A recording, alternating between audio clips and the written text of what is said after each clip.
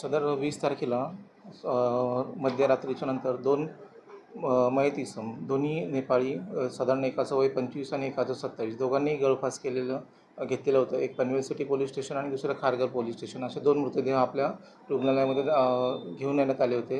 दुसऱ्या दिवशी एक जे दोन्ही मृतदेह आहेत त्यावेळेस त्यांचे नातेवाईक नव्हते. त्यानंतर सकाळी जे आहे एक नातेवाईक त्याच्यापैकी आले आणि त्यांना पोलिसांच्या समक्ष बॉड्या दाखवण्यात आल्या. बॉड्या दाखवल्यानंतर त्यांनी ती आमची बॉडी आहे असं त्यांच्या बऱ्याचशा नातेवाईकांनी ते हे केलं की त्याची ओळख पटवल्यानंतर मग त्याचं शवविच्छेदन होऊन सदर मृतदेह त्यांनी त्यांच्या ताब्यात घेतला पोलिसांनी, आणि पोलिसांनी तो मृतदेह सदर नातेवाईकांच्या ताब्यामध्ये दिला होता. त्याच्यामध्ये त्यांच्याकडून तसं त्याची वारसपावती वगैरे सगळं त्यांनी कागदपत्र पूर्ण करून मृतदेह दिल्यानंतर त्यांनी खारघर येथे त्यांनी अंत्यसंस्कार केले.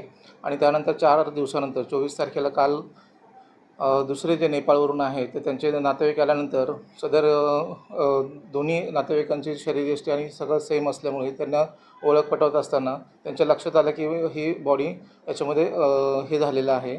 तर सध्या अशा वेळेसमध्ये दोन्ही नातेवाईकांना पुन्हा बोलवण्यात आलं. दोन्ही नातेवाईकांच्या याच्यामध्ये त्यांनी मृतदेहाचे अंत्यसंस्कार करतानाचे काढलेले व्हिडिओज आणि त्याच्यानंतर त्यांच्या ठेवलेल्या जे काही अस्थी वगैरे असतील ते दोघांच्या सहमतीने ते एकमेकांना हस्तांतरण करण्यात आल्या. व दोन्ही नंतर जी मृतदेह राहिला होता त्या दोन्ही नंतर एकाच कम्युनिटीचे असल्यामुळे, नेपाळचे असल्यामुळे दोघांनी समोपचाराने ते दोन्ही याच्यामध्ये पुन्हा जो दुसरा मृतदेह होता तो पुन्हा त्याच स्मशानभूमीमध्ये अंत्यविधी केला. दोघांनी सहमतीने त्यांचे जे रिच्युअल्स होते किंवा ज्या काही परंपरा होत्या त्या पुढे त्यांनी त्याच्यामध्ये अंत्यविधीच्या नंतरच्या ज्या काही प्रक्रिया आहेत त्या पुन्हा समोपचाराने त्यांनी त्या पार पाडण्यासाठी सहमती दर्शवली.